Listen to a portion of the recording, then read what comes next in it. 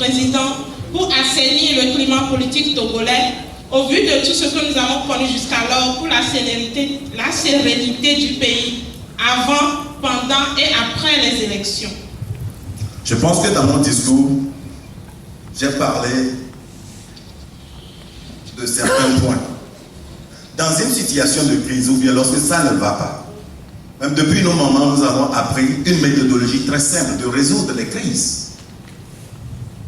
Premièrement, il est important d'arriver à identifier tous les acteurs impliqués dans la crise.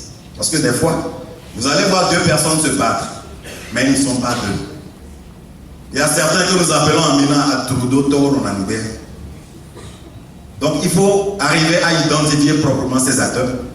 Au point numéro 2, savoir les objectifs, les finalités, les intérêts de chaque acteur et finalement trouver une solution objective. Parce que si la solution n'est pas objective et l'autre pense qu'il est toujours sous-considéré, la crise ne va jamais finir. Aujourd'hui au Togo, nous avons au moins 6 principaux acteurs impliqués dans la crise togolaise. Il y a le régime uni, il y a les leaders de l'opposition, il y a le peuple en général, il y a la diaspora, il y a les multinationales et il y a la communauté internationale. De mon analyse, je vois que le premier acteur, qu'est le régime aujourd'hui, a 2 intérêts, 2 finalités, 2 combats. C'est la peur du lendemain et la peur de perdre des privilèges. Quand je prends mes aînés de l'opposition, ils ont un seul intérêt, c'est arriver à l'alternance. Quand je prends le peuple a faim et le peuple a besoin de la justice sociale. Quand je dis le peuple a faim, j'espère que vous comprenez que même certains travaillent, mais les conditions et les rémunérations ne sont pas ce que nous pourrons espérer. Quand je prends la diaspora, je vois 2.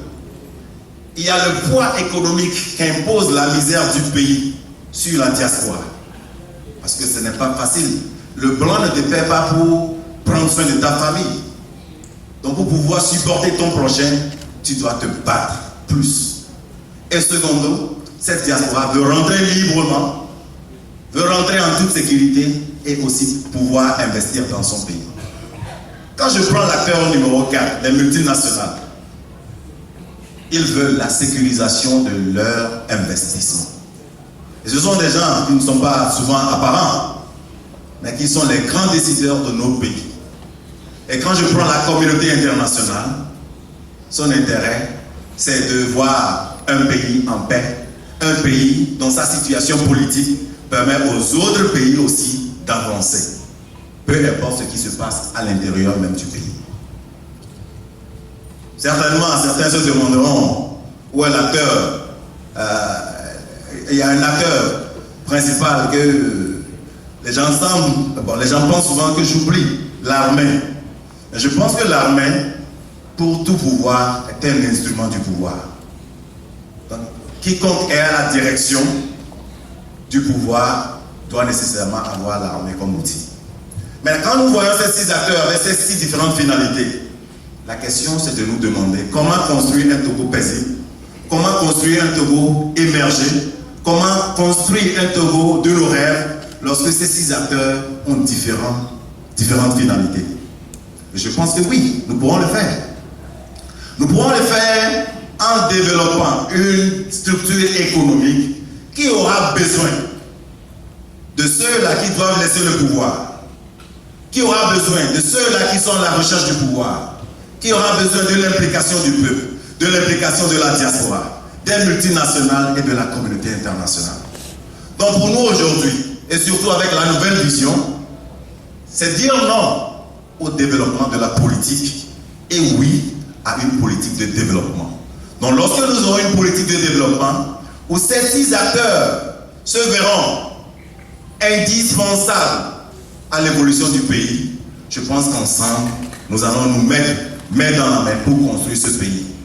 Oui, on nous a dit qu'il y a un petit groupe qui a les ressources de ce pays.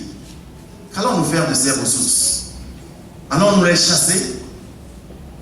Non, nous pourrons agir autrement, avec sagesse, et donner leur la liberté en leur demandant de libérer le peuple et de nous aider tous ensemble à construire cette nation où ces 6 acteurs se verront introduits, se verront aussi acteurs et membres, se verront aussi ces hommes qui participent avec aussi leur finalité pour le développement de notre pays. Donc pour moi, la question, il est très simple. Avoir un modèle économique de développement où les 6 acteurs doivent devenir des compléments pour pouvoir faire évoluer cette nation, le Togo. Merci. La 6e question. Je suis de Dampel, j'ai 55 ans. J'ai cultivé la terre toute ma vie. Voyez-vous mes conditions de vie? Ailleurs, l'agriculture est une référence. Mais ici, nous sommes délaissés pour compte. Monsieur le Président, rassurez-moi. Je suis déjà sûr que mes conditions de vie ne pourront changer de sitôt. Ce que je veux savoir, c'est si vous mettez tout en place afin que les conditions de mes enfants changent. Je répondrai à cet homme et à cette femme que la lutte, ce n'est pas seulement pour ses enfants. Que la prospérité du Togo commence à partir d'aujourd'hui. Qu'il va vivre les fruits de cette nation bénie avant de s'en aller. Parce qu'il y a l'émergence d'une nouvelle vision. Il y a l'émergence d'une nouvelle jeunesse qui va se mettre au travail. Non pas pour se battre parce que tu es de tel parti, je suis de tel parti. Parce que tu es de telle région, je suis de telle région. Parce que tu es de telle religion, et je suis de telle religion. Mais une nouvelle jeunesse qui a compris que c'est ensemble que nous allons construire cette nation. Et cette grâce est déjà activée. Et je pense qu'à partir d'aujourd'hui, nous allons construire un nouveau modèle de Togolais. Nous allons construire un nouveau modèle d'économie togolaise qui va transformer en un temps record la situation de tous les Togolais. J'ai foi qu'à partir d'aujourd'hui, sinon en 2020, tous les Togolais diront Alléluia. God has done it. Amen. Donc par cette foi et par le programme de développement que nous avons, je rassure ce papa qu'il va vivre les fruits de cette nation. Parce que le Togo, c'est l'or de l'humanité. Et nous y travaillons. Merci.